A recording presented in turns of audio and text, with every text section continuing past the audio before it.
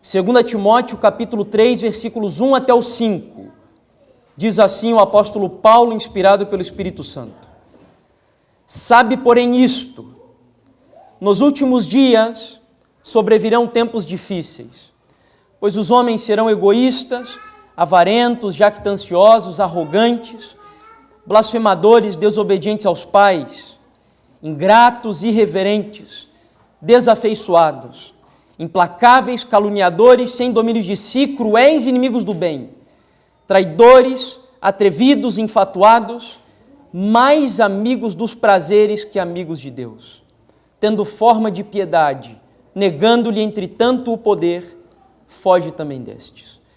Foi dessa passagem que Paulo escreveu para Timóteo que eu tirei o tema da nossa mensagem, mais amigos dos prazeres. E para você entender o porquê do apóstolo Paulo dar uma ênfase especial a essa característica do povo, que já era um povo que predominava na sua época. Afinal de contas, na época do apóstolo Paulo, havia uma escola filosófica de ampla aceitação no mundo greco-romano que se chamava hedonismo. E talvez você esteja se perguntando, mas o que é o hedonismo e o que o hedonismo tem que ver com Paulo falar aqui sobre homens que são mais amigos dos prazeres do que amigos de Deus? Preste atenção agora. O fundador da filosofia hedonista foi um grego chamado Aristipo de Cirene. Ele foi um dos vários filósofos que surgiram na época de Sócrates. Sócrates você já ouviu falar. Para Aristipo, a alma humana tinha dois estados, o estado de prazer e o estado de dor. O prazer seria o momento mais importante e suave do amor, e por isso ele compreendia que é o único caminho para a felicidade. E além disso, ele também afirmava que a importância do prazer corpóreo era tão grande que não importava a sua origem e valia de tudo para a pessoa alcançar o prazer. Estupro, incesto, bestialidade, homossexualidade e qualquer coisa, ele dizia isso, qualquer coisa que você tiver de fazer para alcançar o prazer, você precisa fazer isso e buscar isso como o sentido máximo da sua vida. Em síntese, em poucas palavras, o hedonismo diz que o prazer é o bem supremo da vida dos seres humanos, é o sentido último da vida. Ou seja, eu existo, eu vivo para ter prazer. Agora, na conotação de Aristipo, a ideia dele era muito voltada para a sexualidade. Mas veio um outro filósofo, um pouco mais adiante, chamado Epicuro, e ele daria alguns limites para a filosofia hedonista, dizendo que o prazer ele precisa ser buscado desde que ele não provoque dor em outras pessoas. Então ele põe alguns limites. E aí ele vai afirmar que você precisa ter prazer quando você come.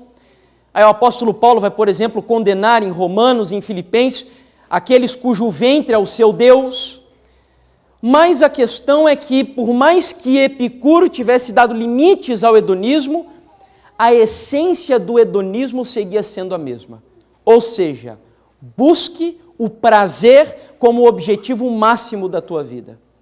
Eu abro apenas um parênteses, dizendo a você que Deus não tem problema com buscarmos o prazer. Deus pegou um casal, chamado Adão e Eva, e colocou eles num jardim cujo nome era qual? Éden. E você sabe o que significa Éden?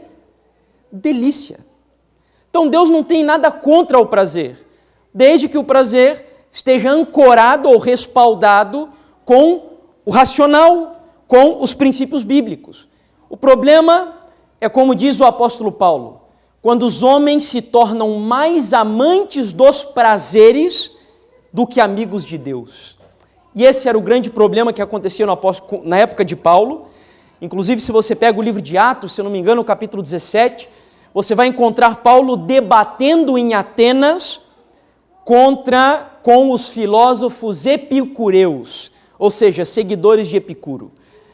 Paulo não concordava com a ideia filosófica de que o prazer deve ser o sentido máximo da vida. Haviam problemas nisso. E aí eu te pergunto, quando nós olhamos hoje para a pós-modernidade, que é a nossa época, a nossa geração, Acaso não é verdade que hoje o prazer é colocado como um Deus a ser buscado pelos seres humanos, sim ou não? Eu não tenho dúvidas disso. Não tenho tempo para me aprofundar um pouquinho mais nessa ideia do antropocentrismo, que vem na carruagem já do hedonismo e o humanismo também. Mas é um fato que os seres humanos hoje buscam o prazer a qualquer custo. Agora, sabe o que mais me preocupa?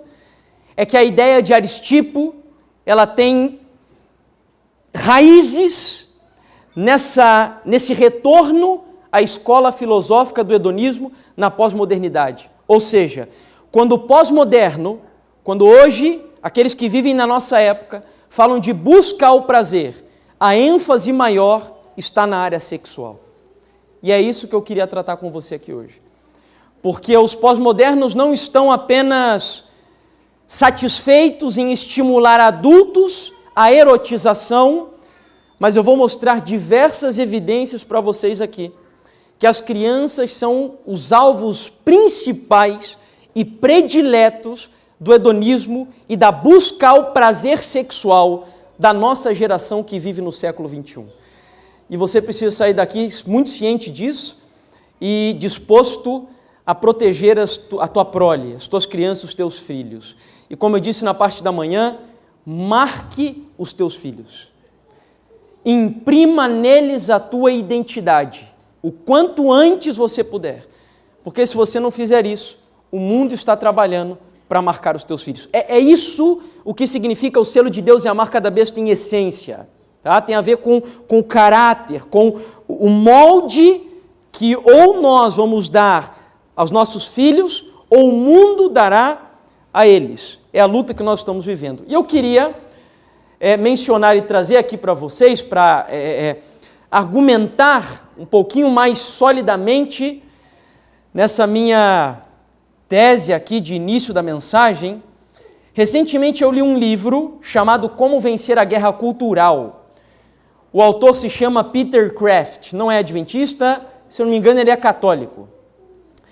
E ele defende nesse livro a tese de que as estratégias de Satanás nessa batalha contra as famílias e os cristãos se dividem em 7.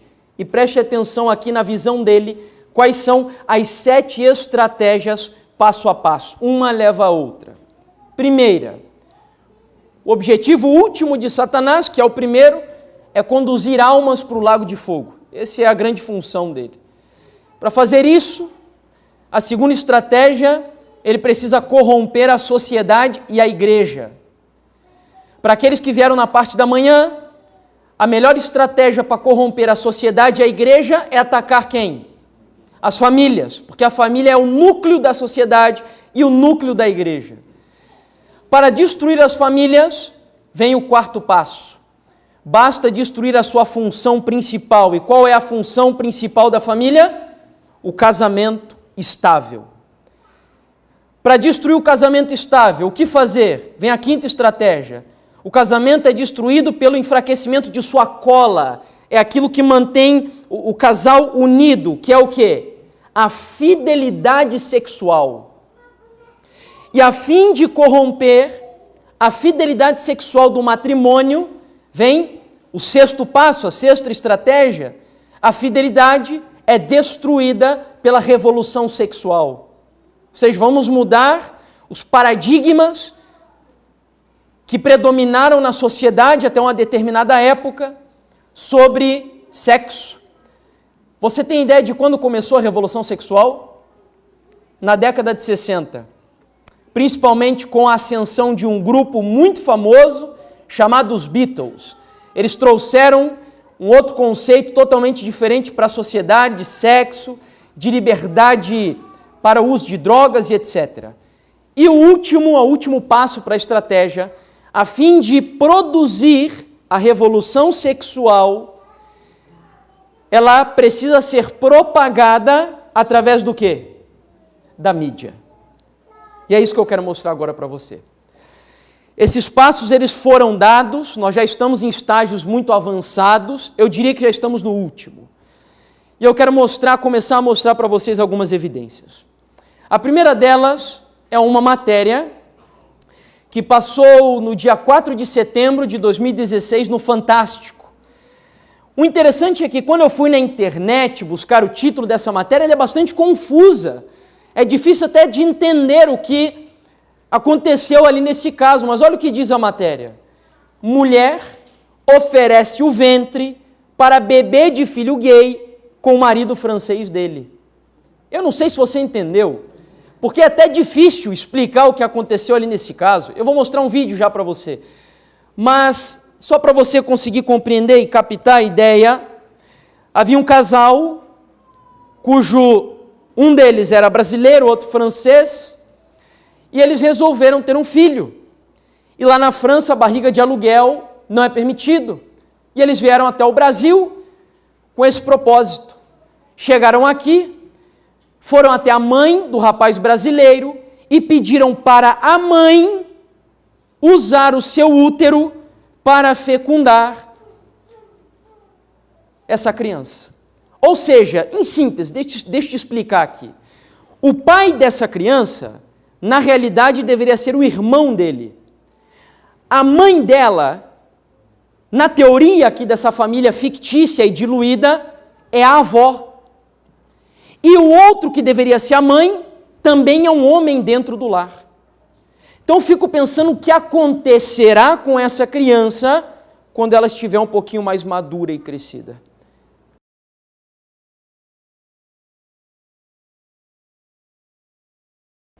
Esse é o resultado do hedonismo.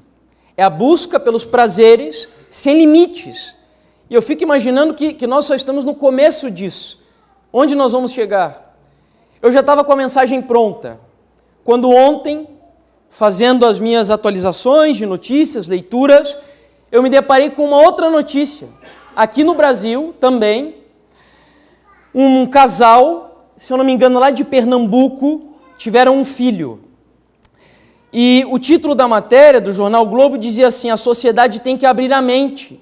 Diz mãe que vai deixar o seu filho escolher o próprio gênero. Aí observe o que ela diz aqui na sequência, para defender a ideia dela. Nós não impomos nada. Ele é um menino, imposto pela sociedade, da forma como foi registrado. O nome dele foi Ariel, mas na visão deles, eles tiveram que fazer isso porque é uma imposição da sociedade. Não é algo da natureza. Eles não creem mais em identidade sexual. Mas se mais à frente ele decidir que não é menino, é uma decisão dele. A gente enxerga com a mente muito aberta. Ariel é uma criança independente de qualquer coisa. O gênero vai ser uma escolha dele. Então nós podemos ver, como diz ali o Peter Kraft, como a mídia ela tem trabalhado para propagar esses conceitos.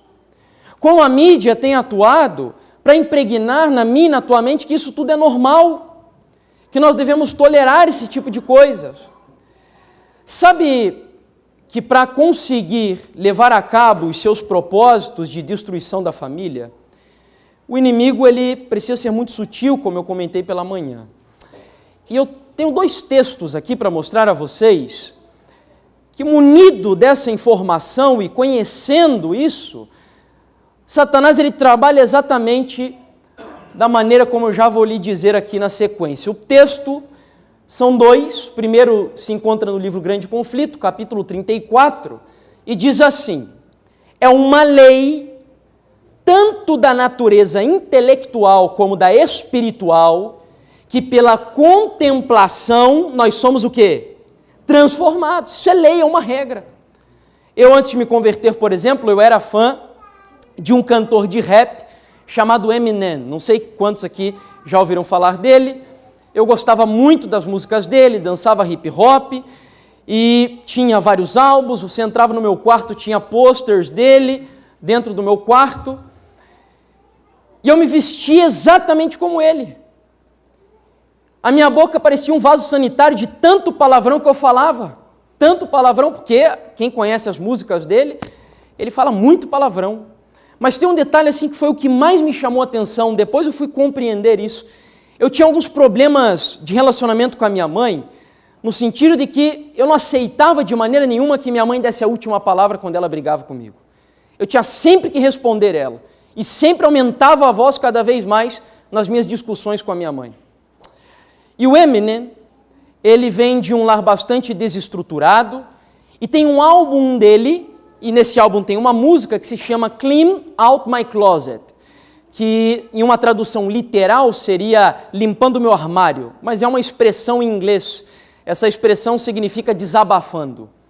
E nesse clipe do vídeo, o Eminem aparece enterrando a sua própria mãe, que ele teria matado por um problema de relacionamento com ela. E eu consigo hoje perceber o quanto, de forma talvez impensável, eu era influenciado por aquilo que eu contemplava. Poderia citar N exemplos aqui para vocês. E existe um outro texto que vai nessa mesma linha do livro Maranata. É uma meditação matinal no dia 2 de agosto, onde a mensageira do Senhor diz assim: se os pensamentos forem maus, maus também serão os sentimentos. E os pensamentos e sentimentos combinados constituem o caráter moral. Então é muito simples. Se o inimigo ele quer perverter a mim e a você, mudar os nossos valores, ele não precisa atuar diretamente no nosso caráter. Basta atuar naquilo que nós contemplamos e nos nossos pensamentos e nossos sentimentos. E é aí que entra a mídia e a educação. Ele é muito astuto. Sabe que, pensando sobre isso, eu não sei se você conhece o texto bíblico que diz qual foi a razão principal, talvez, pela qual Deus destruiu Sodoma e Gomorra. Qual foi o pecado principal dos sodomitas? Qual foi? Que a gente conhece muito bem. Qual foi? A perversão sexual, a imoralidade. Mas sabe que tem um texto no livro de Isaías que ele me ajudou a compreender essa estratégia do inimigo? Sabe qual que é a ideia de Satanás? Sabe como ele vai transformar os nossos pensamentos e sentimentos? Publicando o pecado. Essa é a ideia dele. Publique o pecado. Massifique o pecado. Faça com que o pecado se torne algo tão normal que as pessoas vão confundir o que é pecado com cultura. Essa é a ideia dele. Multiplique, sociabilize o pecado. E eu creio que hoje o Facebook tem cumprido muito bem esse papel. Não me entenda mal, não sou contra o Facebook, eu tenho Facebook, mas eu uso o Facebook com um propósito muito bem definido. Mas o Facebook tem contribuído para isso, para dar essa publicidade aos pecados. E os pecados estão cada vez mais comuns, normais e aceitos na sociedade. E onde que eu encontro isso em Sodoma e Gomorra? Olha que interessante. Abra sua Bíblia, eu pensei que estava aqui em Isaías, capítulo 3, versículo 9. Perceba como o hedonismo, a busca ao prazer sexual sem limites, foi ganhando aceitação em Sodoma e Gomorra. Isaías capítulo 3, versículo 9. Vejam o que nos diz aqui a palavra do Senhor. O aspecto do seu rosto testifica contra eles. E como Sodoma, fizeram o quê? Publicam o seu pecado e não o encobrem. Ai da sua alma, porque fazem mal a si mesmos. Você consegue perceber? Esse texto quase me leva a concluir que a imoralidade sexual, ela era incentivada e era protegida por lei em Sodoma e Gomorra. Por lei.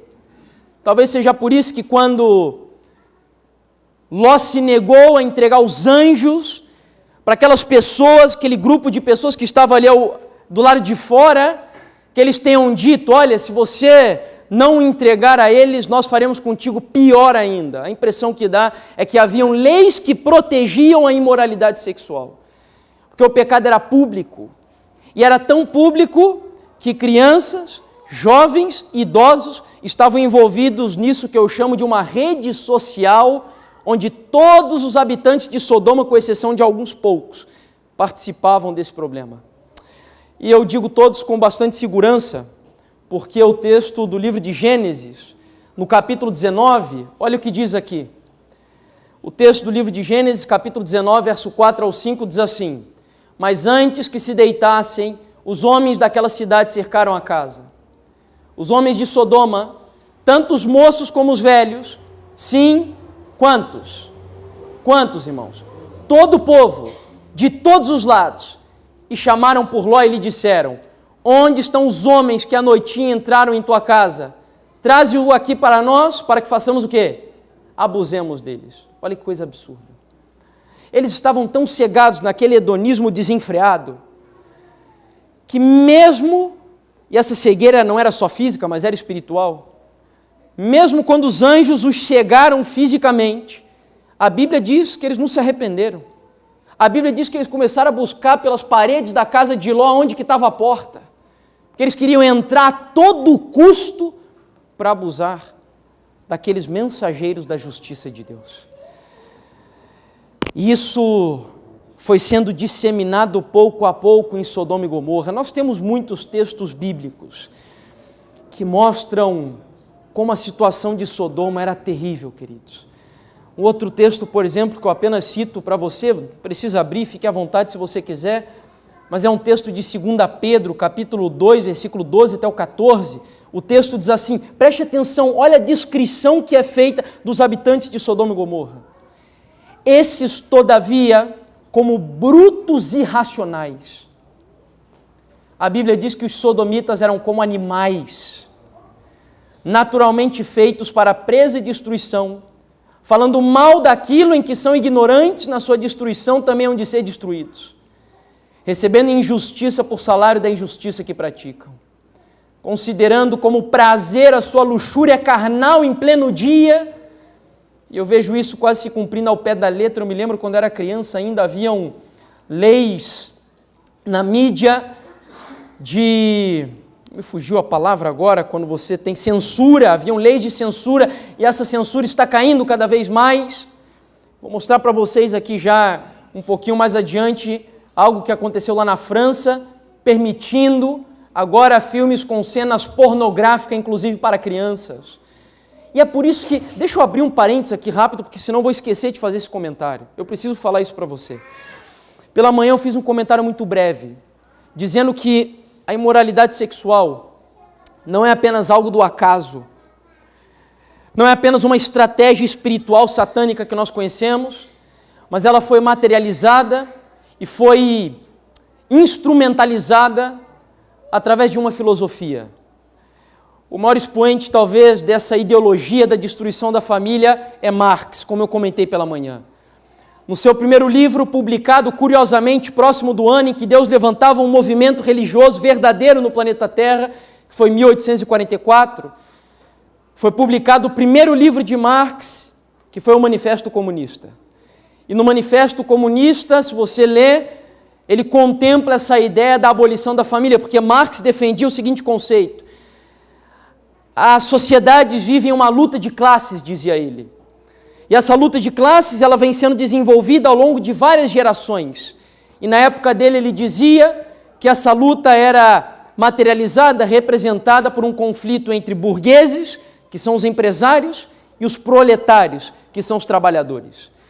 E a ideia dele era mudar, subverter esse poder, essa autoridade, fazer com que os trabalhadores de todo o mundo se reunissem para uma revolução do proletariado, dizia ele. Vamos nos insurgir contra os empresários e vamos nos apropriar dos meios de produção e assim nós teremos uma sociedade comunista, onde todos terão tudo em comum.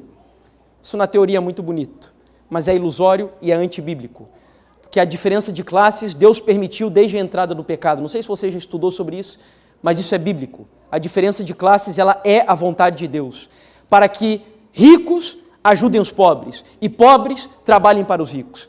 Porque a lei do céu é a abnegação e Deus precisa trabalhar isso no coração do ser humano e a diferença de classe deveria trabalhar esse conceito. Então Marx escreve isso. Só que as revoluções de Lenin e de Stalin na antiga União das Repúblicas Socialistas Soviéticas trouxeram uma espécie de dilema para a filosofia marxista. Então eles mudaram, eles conseguiram captar nos últimos escritos de Marx, antes dele morrer, uma ideia que eles não haviam percebido. E o amigo de Marx, que é Engels, ele escreveria e terminaria Essa que foi a última sacada de Marx de como subverter a autoridade dos burgueses. E ele escreveu um livro, Engels, chamado A Origem da Família, da Propriedade Privada e do Estado. E nesse livro ele diz bem claro que a fim de quebrar esse conceito ocidental de autoridade, é necessário ir na raiz de onde surge a ideia de autoridade. E qual é a raiz que ele encontrou? As famílias burguesas. Porque ele entendia que, como dentro de um lar, o homem é o cabeça e a mulher deve se sujeitar ao homem, e os filhos também aprendem isso desde pequeno, ele entendeu, pela loucura e insanidade diabólica dele, que era através da família que essa ideia de autoridade estava impregnada na sociedade. Então, vamos destruir as famílias. Essa foi a ideia. E como fazer isso? Perverter sexualmente. Ideologia de gênero, já não tem mais diferença entre homem e mulher. Amanhã nós vamos falar sobre o machismo e sobre o feminismo. E nós vamos explicar para vocês de onde vem tudo isso e como isso tem implicado questões bastante complicadas, inclusive no cristianismo. Bom, em Sodoma e Gomorra, então, nós temos aqui essa ideia da imoralidade disseminada, propagada, generalizada, defendida e desenfreada. E agora eu queria mostrar para vocês algumas evidências disso. Preste bastante atenção agora, tá? Eu vou mostrar algumas imagens e depois eu vou mostrar um vídeo para vocês, porque eu sempre costumo dizer que eu não sou ninguém. Eu sou um mero estudante individual, que gosto de ler, gosto de estudar, mas não tenho nenhuma autoridade acadêmica para falar daquilo que estou aqui falando. Então eu trouxe num vídeo um procurador da República que vai compartilhar algumas coisas aqui para vocês. Mas antes dele eu queria mostrar algo. Presta muita atenção, pai e mãe, no que a gente vai apresentar aqui. No mesmo site do jornal O Globo, do Rio de Janeiro, no ano, eu não lembro agora o ano, deixa eu ver se está aqui na imagem, 2015, saiu essa matéria dizendo: presença forte de cenas de sexo gera polêmica na literatura jovem e divide autores e educadores. E agora observe bem o conteúdo desses livros para adolescentes e crianças. A matéria segue dizendo o seguinte: o nível de citação pode começar por uma inocente cena de perda de virgindade num quarto escuro, mas pode chegar até a trechos como: eu simplesmente não estava pronto para colocar o dele na minha boca. Trecho do livro Nada é para Sempre, o primeiro volume da série Garoto, Garota. Ali Cronin, publicado, obviamente, sem os asteriscos. Então você imagina o que vem ali no lugar dos asteriscos. Livro para crianças, para adolescentes e para jovens. Ainda segue a matéria, trazendo outros livros. Esse daqui, em Dois Garotos Se Beijando, da editora Galera Record.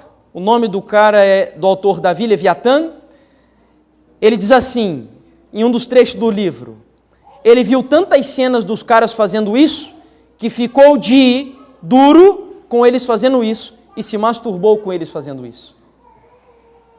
E o último trecho, a última citação aqui da matéria, a obra Antes de Morrer, de Jenny Donhan, que conta a história de uma menina de 16 anos com uma doença incurável, traz trechos como: ele tem dificuldades para tirar a cueca, abaixando-a por cima novamente, tiro a calcinha, percebo que estou tremendo, estamos os dois nus, penso em Adão e Eva. Alguns exemplos do que, eu não sei se você tem tido essa preocupação de acompanhar realmente o que o teu filho tem assistido, o que o teu filho tem acompanhado, porque isso tudo está presente em desenhos, em livros.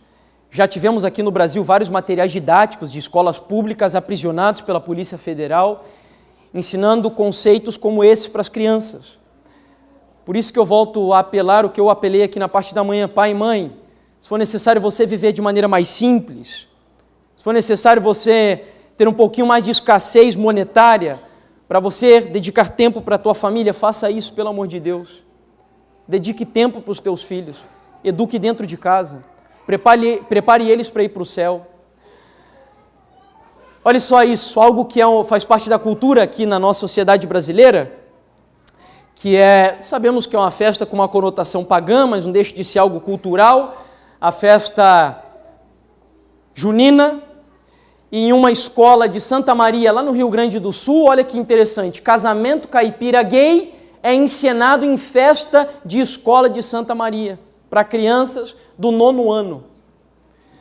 Um outro canal do Nickelodeon, né? Casal gay em desenho da Nickelodeon, passou batido no Brasil, nem perceberam, é aquela história da sutileza. Isso daqui foi uma das coisas mais absurdas. O Colégio Pedro II é da minha terra natal, no Rio de Janeiro. É um colégio bastante tradicional, um dos mais antigos do Brasil, e eles decidiram no ano passado acabar com a obrigação do uniforme escolar por gênero. Sabe o que isso significa? Se um rapaz quisesse ir de saia para o colégio, ele estava livre para ir. Eles resolveram acabar. Na revista Veja trouxe a matéria dizendo que a França autoriza filmes com sexo explícito para menores. Você não vê algo estranho nessa imagem, hein? Não tem algo estranho, hein? Foi uma campanha que eles fizeram para promover a questão transexual, transgênero. Eu não lembro se era transgênero ou era transexual. Mas eles colocaram ali uma imagem de uma menina com uma genitália masculina e de um menino com uma genitália feminina. E ali abaixo diz em espanhol, há meninas com pênis e meninos com vagina. Simples assim. Então a ideia deles era mostrar que a natureza é diversa. Que não existe essa história do sistema binário que eles dizem, macho e fêmea. Isso é um sistema imposto pela sociedade. Então a natureza é diversa, e eles tentaram passar isso daqui. Agora eu queria mostrar o vídeo para vocês. Esse é um vídeo do Procurador-Geral da República, o nome dele é Guilherme Shelby. Ele tem percorrido o Brasil fazendo palestras sobre esse assunto, para alertar os pais e as mães desse problema da sexualidade sendo ensinada para as nossas crianças. Bom, isso está vindo de um procurador da República, né? Alguém que está lá estudando, que está debruçado sobre todos esses casos. Isso nos assusta, porque vindo de uma outra pessoa, vindo de um leigo, a impressão que passa é de uma teoria da conspiração, né? De que é um roteiro de Hollywood, é alguma coisa assim fictícia, né? Doutor, a dificuldade para que as pessoas acreditem nisso, que isso está acontecendo aí dentro das escolas, dentro da televisão, dentro da sala das nossas casas? Tudo isso foi escrito em livros. Os comunistas, quando formularam a ideia do comunismo, eles entenderam que era necessário a destruição da família. No Manifesto Comunista, se você abrir o Manifesto Comunista de 1848, você vai ver que Karl Marx propõe a abolição da família. E, posteriormente, Friedrich Engels, ele escreve um livro onde ele propõe também que seja destruída a família tradicional, porque na visão dele, a família tradicional é a causa do surgimento da propriedade privada. Então os comunistas escreveram livros, os marxistas, os socialistas, eles escreveram textos onde eles contemplam a necessidade de destruir a família tradicional, homem, mulher e filhos. É uma lógica que se perpetuou e não foi observada no início das revoluções comunistas, mas com a falência da revolução como um todo, hoje não temos mais nenhum país que mantém o regime comunista como meio econômico, mas eles mudaram a lógica da revolução. Não é mais através dos operários que farão a revolução.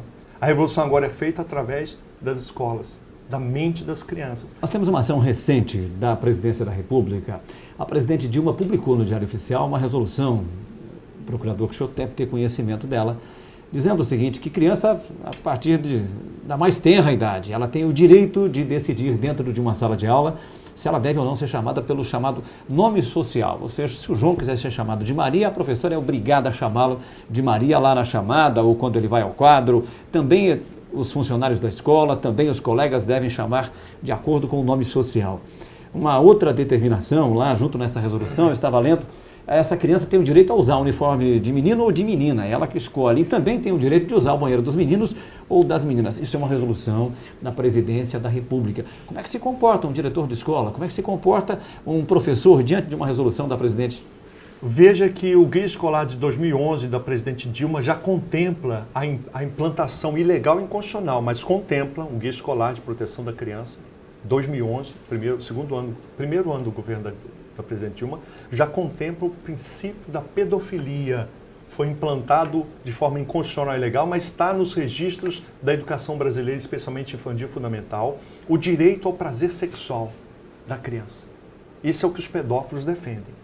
E o MEC e a Presidência da República, no governo da presidente Dilma, já contemplam isso. É um abuso contra a infância. Isso é um crime contra a infância. Mas mais do que isso. Nesse projeto agora, nessa resolução recente que você acaba de mencionar, ali já está contemplando exatamente essa revolução social. Porque eles querem as mentes das crianças. O que eles querem é fazer uma ruptura entre o sexo biológico da criança e o seu comportamento sexual. Eles, o partido que está no poder hoje, doutor? Isso é o Partido dos Trabalhadores de uma lógica marxista, socialista, cultural. É uma revolução que um livro especial, Herbert Marcuse escreveu o livro Eros e Civilização. Nesse livro, ele propõe que as crianças e adolescentes sejam libertas do que ele chama logos grego. Eu não vou explicar aqui o que é isso, da razão grega dominadora, para ser uma razão hedonista, do prazer. E o que ele propõe para essa revolução que visa destruir a família? Erotizem as crianças. A erotização, a pedofilia, sexo com animais, sexo com cadáveres, os pais e mães, isso ele escreve no livro.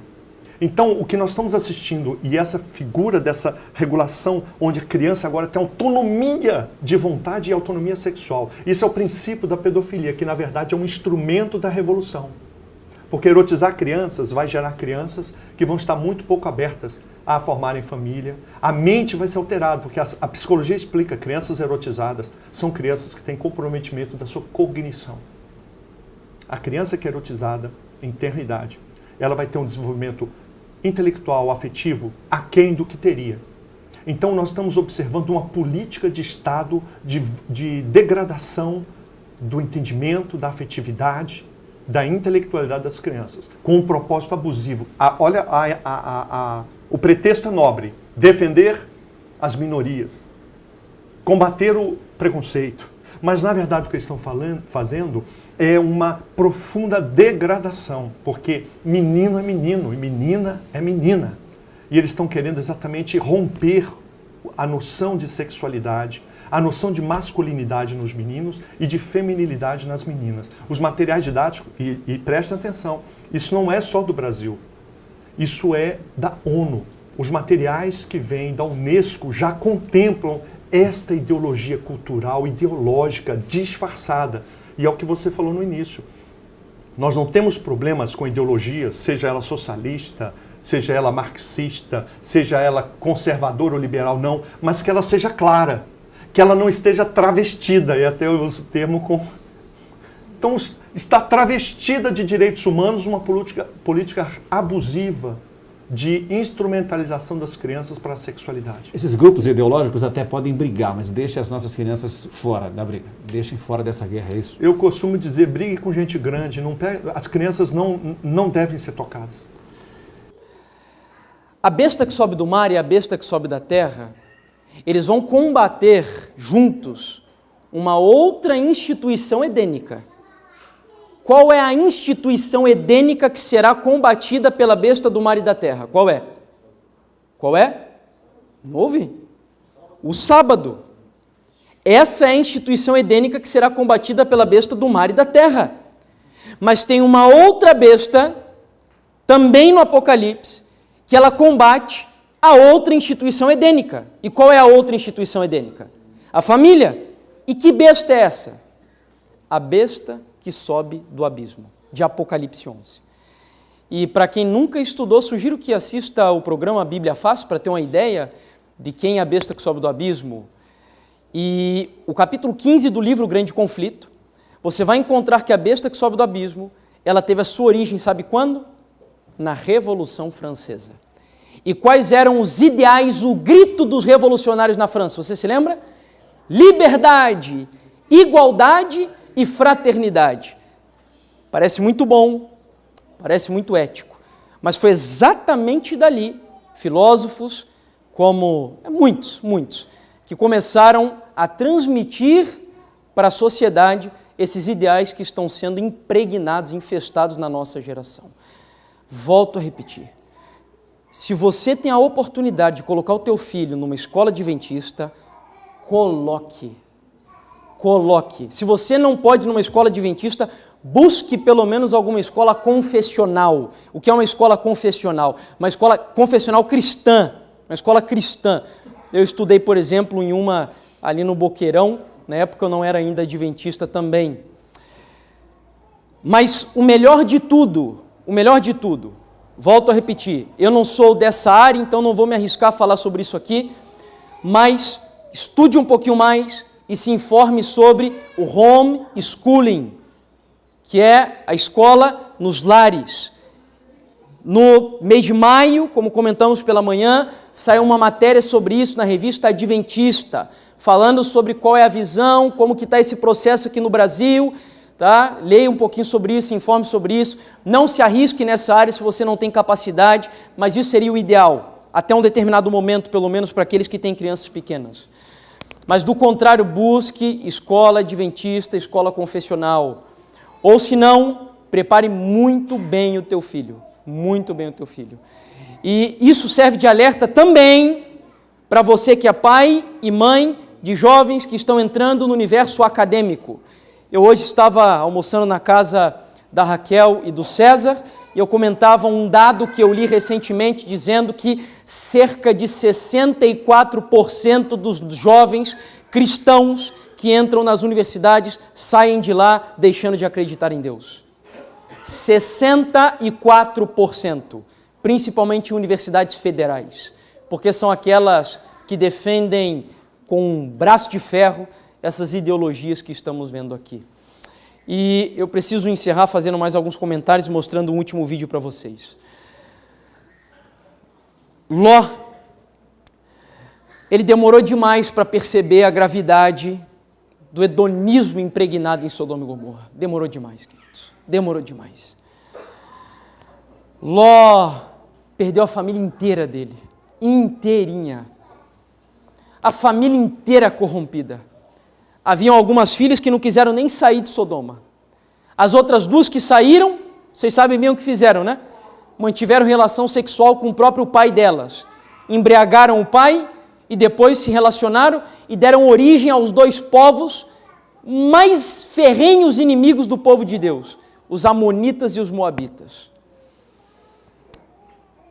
A mulher de Ló, diz Ellen White no livro Patriarcas e Profetas, sabe por que ela se perdeu? Sabe por quê? Por culpa do marido dela. Você sabia disso? Ellen White diz que Ló ficou se demorando tanto para sair dali, que ela não entendeu a gravidade da mensagem que Deus estava enviando. E aí quando ela saiu, ela não deu muita importância para aquilo, e o coração dela ainda estava lá dentro. Perdeu a esposa. E até Ló, que nós temos ele como um homem de Deus, até Ló se corrompeu. Até ele. E sabe onde que eu vejo? Que até Ló foi contaminado pela contemplação de Sodoma e Gomorra. Sabe onde? No momento em que os anjos chegam para ele e pede, ou melhor, o povo de Sodoma chega para ele e pede os anjos, Ló oferece quem para os anjos? Que pai que em sã consciência, que ame as suas filhas, teria coragem de dar as filhas para os outros abusarem delas? As filhas virgens. Até ele se corrompeu. Por mais que se protegesse, talvez pela contemplação, nós somos transformados. Isso é muito grave. Não assista novela. Não perca tempo vendo filmes. Ensina para os teus filhos histórias bíblicas. Vá para a natureza com eles. É na natureza que você vai ver a digital. Curitiba é uma cidade tão verde. Nós temos tantos parques aqui. Não deixe os teus filhos se acostumarem com essas coisas tão artificiais. E a questão que eu espero que vocês entendam aqui, que eu comentei pela manhã, irmãos e irmãs, é que o problema ele vai mais além do que o homossexualismo, entende? Isso é grave, é o que eles estão tentando colocar hoje na mente das pessoas, mas o problema é que nós já toleramos coisas que não deveríamos tolerar. Que é, por exemplo, o que eu comentei pela manhã, que é o adultério e o sexo extraconjugal, fora de casamento, que é a fornicação. E a gente tolera isso em filmes e novelas. Hoje você não tolera a homossexualidade, mas se você não entender que a gente tem que rejeitar tudo que seja contrário à moral bíblica judaico-cristã, se você não rejeitar tudo isso, daqui a pouco o teu filho vai estar futuramente aceitando também a homossexualidade como uma prática normal. Entendeu? Então nós temos que ser rigorosos com o nosso cristianismo. E eu finalizo, como eu disse, mostrando um último vídeo para vocês. Ele vai fugir do nosso... O nosso tema foi sobre o hedonismo, a busca ao prazer sexual de forma desenfreada, extravagante, mas eu não poderia terminar sem fazer um comentário. Em Deuteronômio, no capítulo, acho que é o 18, versículo 9, se eu não me engano, isso, o Senhor faz uma advertência para o povo de Israel dizendo assim, que quando eles fossem para Canaã, eles deveriam ter muito cuidado com as abominações dos cananeus. Quando você faz uma pesquisa bíblica, numa concordância, e você busca o que é abominação na Bíblia, você vai encontrar que abominação é homossexualidade, é adultério, é fornicação, é mentira, tudo isso é abominação para o Senhor. E ele faz essa advertência, tenha cuidado, não aceite nada que é abominável. E eu volto a repetir, quando eu falo em não aceite, não é só não pratique, é não assista e nem consinta, entendeu? Isso é não aceitar para Deus. Não pratique, não assista e não consinta com o pecado. Então ele faz essa advertência. E entre as abominações, tem uma abominação também que a Bíblia menciona, que o diabo também tem introduzido nos lares de cristãos e adventistas, e me entristece muito quando eu entro nos lares de irmãos da minha fé, da minha igreja, e eu vejo conteúdos ali nas estantes de casa que promovem feitiçaria e espiritismo. Tá? Ah, mas irmão, mas aonde feitiçaria e espiritismo? E eu queria que você prestasse atenção nesse vídeo agora, porque esse é outro problema, que o diabo também está incutindo na mentalidade das nossas crianças, e a gente não está percebendo, porque lembre-se, é sutil. Preste atenção, esse é o último vídeo, e esqueci de mencionar para vocês quem que vai fazer o vídeo ali, quem é que vai falar. O nome da pessoa é Scott Meyer. Ele esteve há poucos meses atrás no NASP, fazendo uma palestra lá. Esteve na Barra, no Rio de Janeiro também, recentemente. E quem é ele? Ele é um ex-cineasta e ator norte-americano. Em Hollywood, ele atuou como ator durante 6 anos e foi cinegrafista durante 4 anos. Hoje ele é um adventista do 7º dia, e coordena um ministério chamado Little Lights, que produz vídeos cristãos. É ele quem vai falar ali nesse material que nós vamos passar aí para vocês.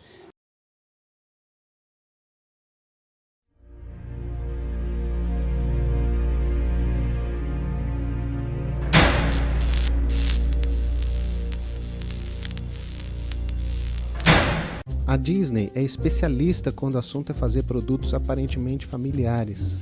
Se é um filme, um desenho, um parque de diversões, a Disney tem convencido a massa que é simplesmente uma diversão pura e boa. Mas uma análise mais próxima, algo mais sinistro está por trás desse personagem inocente. Uma força tenebrosa que não devemos brincar. A Disney nunca se intimidou ao demonstrar temas ocultos, mas parece que a maioria do conteúdo voltado aos jovens está se tornando descaradamente maligno. Pegue, por exemplo, o filme Descendentes. O logo em si deveria desviar qualquer cristão de gastar tempo precioso a assistir isso. O enredo deveria parecer muito mais alarmante. The next generation of villains arrives. Jay, son of Jafar. What are you doing? It's called stealing. It's like buying whatever I want, except it's free. Evie, daughter of Evil Queen. Is everybody at home as pretty as you? I like to think I'm the fairest of them all. Beauty is paid. Carlos, son of Cruella de Vil. This thing is a killer! This is a vicious, rabid pack animal. Hey, who told you that? My mother. And Mal, daughter of Maleficent. They're at their best when doing their worst. Isso glamoriza ser malvado e o faz moderno. Em 2014, a Disney fez uma história chamada Malévola, um filme muito satânico que hipnotizou muitos jovens em seu feitiço. Well, well.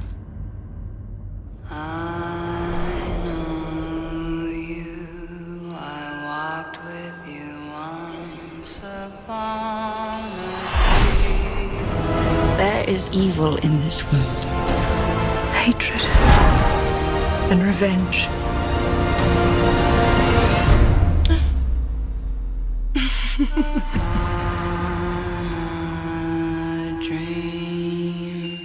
O dicionário define malévola como quem faz maldade ou dano ou negativamente malicioso. Malévola significa destruidora da reputação.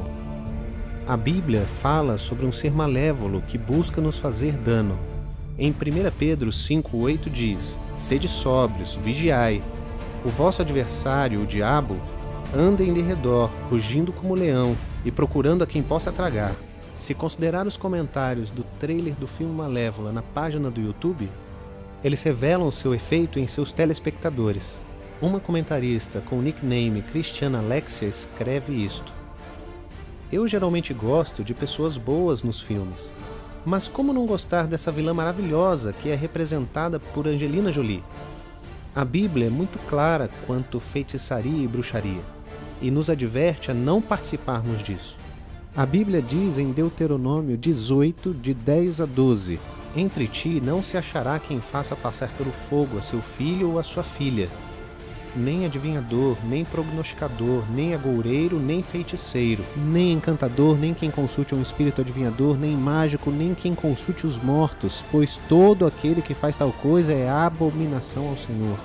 Nesse versículo, não cabe aos cristãos assistirem esses filmes que possuem os exatos elementos que são uma abominação a Deus. Mas talvez você esteja pensando: eu nunca deixaria meus filhos assistir tal filme. Eu só deixo meus filhos assistirem aos clássicos. Vamos voltar e revisar alguns desses clássicos da Disney. A história da Branca de Neve inclui bruxas, espelhos mágicos, feitiçarias e encantamentos.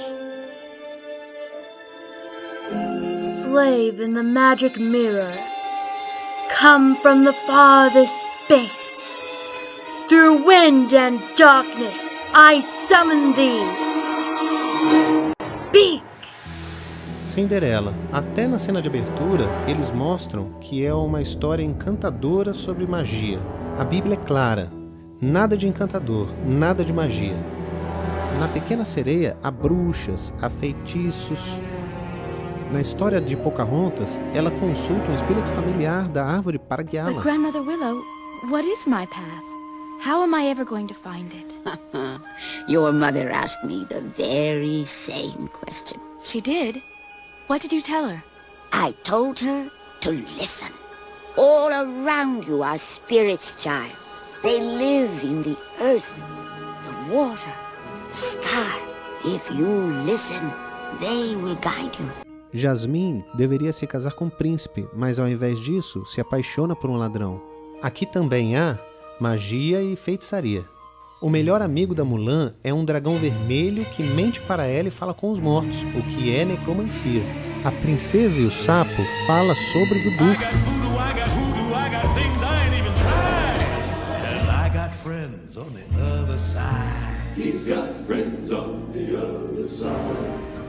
E é claro, Mickey é o próprio feiticeiro. Agora, de acordo com o The Disney Wiki, magia é utilizada em todo o universo Disney. Esse artigo acrescenta que a moralidade da magia é como ela é usada. Alguns usam para o bem e outros para o mal. E aqui estão os tipos de magia que são usados nos filmes da Disney: bruxaria, feitiçaria, voodoo, magia de dragão, magia de fada, magia da Disney. E esses são os usuários de magia conhecidos. O universo da Disney contempla um certo número de usuários de magia, magos, feiticeiros, bruxas, bruxos, vindo de todas as formas e tamanhos. Alguns usam magia para o bem e propósitos benevolentes, outros para finalidades perversas, egoístas e diabólicas. E alguns são indiferentes ao bem e ao mal, e assim usam magia independentemente do bem ou mal. Aqui está uma lista dos personagens da Disney que usam magia. Tenho certeza que alguns de vocês reconhecem alguns desses nomes. Mais uma vez, a Bíblia é muito clara. Não temos nada que ver com essas coisas. Ponto. De fato, a Bíblia descreve essas práticas como uma abominação ao Senhor. Isso significa que Deus odeia essas coisas. E se Deus as odeia, vocês acham que deveríamos ter algum envolvimento em as assistir? Os desenhos clássicos abriram as portas para os filmes mais sombrios depois. Isso faz com que você olhe com afeto para as coisas que a Disney faz. Se ainda questiona se são boas ou más, nós criamos o documentário Reino Mágico, que responderá a muitas das suas perguntas. Ele está disponível em nosso site. Magia é feitiçaria. A Bíblia está cheia de exemplos porque não deveríamos fazer parte dela. Por exemplo, em 2 Crônicas 33, verso 6, o rei Manassés é condenado pelas suas muitas práticas perversas, incluindo feitiçaria. Ele fez também passar seus filhos pelo fogo no vale do filho de Inom, e usou de adivinhações e de agouros e de feitiçarias, e consultou adivinhos e encantadores, e fez muitíssimo mal aos olhos do Senhor para o provocar a ira. O apóstolo Paulo também lista a feitiçaria como uma das práticas pecaminosas que marcam a vida de não crentes. Porque as obras da carne são manifestas, as quais são adultério, fornicação, impureza, lascívia, idolatria, feitiçaria, inimizades, porfias e coisas semelhantes a estas, acerca das quais vos declaro, como já antes vos disse, que os que cometem tais coisas não herdarão o reino de Deus. Gálatas 5, 19 a 21. Romanos 1, 32 declara claramente: os quais, conhecendo o juízo de Deus, que são dignos de morte os que tais coisas praticam, não somente as fazem, mas também consentem aos que as fazem. Se simplesmente gozamos das coisas que a Bíblia define como pecado, por exemplo, magia e feitiçaria, somos dignos desse mesmo juízo ao termos prazer em assistir outros praticarem esses pecados. Isso praticamente resume alguns dos filmes de princesa da Disney, verdadeiramente suavizando o culto. Então vamos avançar aos dias de hoje e falar sobre Frozen. É bem provável que muitos de vocês viram esse filme, e se não viram, tenho certeza que ouviram as músicas, porque seus sobrinhos têm cantado toda a letra 1000 vezes. Lembre, o diabo é o ser mais sutil já criado. O engano muitas vezes está nas coisas aparentemente mais inocentes. O erro geralmente tira proveito da verdade. E apesar das razões óbvias para não assistir o filme, tal como magia e feitiçaria, o filme foi elogiado pelas suas qualidades nobres. Suas ações afetam os outros, a necessidade de autocontrole, o poder do sacrifício e não julgar o livro pela capa. Mas em toda essa verdade há um erro perigoso. Quando a Elsa decide construir seu próprio castelo de gelo, ela canta aquela música, Let It Go. Em inglês diz, sem certo, sem errado, sem regras para mim, estou livre. Essa é a filosofia mais perigosa para plantar nas mentes das crianças. Vejam, os 10 mandamentos são a nossa única guia de certo e errado. Onde não existe regras, existe apenas caos. De fato, não apenas a Disney que promove essa confusão de certo e errado. A série Meu Malvado Favorito tem a ver com o vilão sendo o herói. O cartaz para o filme diz, quando o mundo precisou de um herói, eles chamaram um vilão. Quando na realidade o mundo precisa de um herói, um salvador. Nós precisamos de Jesus, mas não um vilão cósmico ou o diabo. Hollywood envolve os telespectadores com esses personagens bonitinhos e engraçados, mas se abrirem os seus olhos para a real mensagem dos filmes, vocês vão perceber. No filme Os Minions, a missão da vida deles é seguir e encontrar o maior vilão de todos. E eles acabam num congresso para vilões malvados chamado Vilão Con, onde vão em busca de uma super vilã chamada Scarlet Overcoat. You're going to VillainCon, aren't you? VillainCon! I'm gonna get all my favorite villains to sign my magazine. Scarlet Overkill! If I was a minion, that's who I'd want to work for! Welcome to VillainCon, the biggest gathering of criminals anywhere. Any evil talents? What about you? Any evil talents? Hello! La la la la la la! Eh? That's not evil or a talent. Ah! Ladies and gentlemen, the supervillain we've all been waiting for, Scarlet Overkill! Doesn't it feel so good to be back?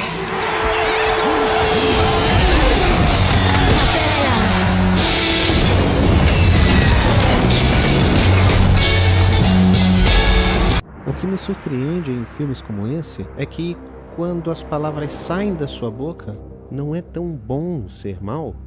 Todos estão aplaudindo. Isaías 5, verso 20 diz: Ai dos que ao mal chamam bem e ao bem mal, que fazem das trevas luz e da luz trevas, e fazem do amargo doce e do doce amargo. Glorificar o mal e fazer parecer atraente é exatamente o que o diabo tentou Eva no jardim do Éden. E agora temos desenhos tipo Drácula como protagonista, o personagem principal. Percebem? Existem vários desenhos animados que usam linguagem bíblica, como o livro da vida, que estão cheios de imagens de morte e inferno. All the world is made of stories, and all of those stories are right here in the Book of Life. But the greatest story begins on the Day of the Dead. A day when spirits pass between worlds and anything can happen. A maior história já contada é o nascimento do nosso Salvador. Percebem, quando vocês assistem essas coisas, elas enviam mensagens ambíguas às pessoas que as assistem. A confusão parece ser a ameaça comum entre muitas dessas histórias.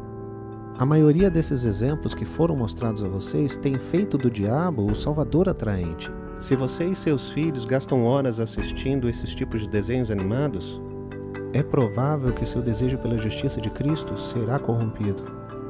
A Bíblia nos diz em 2 Timóteo capítulo 3, sabe, porém, isto, que nos últimos dias sobrevirão tempos trabalhosos, porque haverá homens amantes de si mesmos, avarentos, presunçosos, soberbos, blasfemos, desobedientes aos pais, ingratos, profanos, sem afeto natural, irreconciliáveis, caluniadores, incontinentes, cruéis, sem amor para com os bons, traidores, obstinados, orgulhosos, mais amigos dos deleites do que amigos de Deus, tendo aparência de piedade, mas negando a eficácia dela. Destes, afastem-se. Pelo contemplar, somos transformados.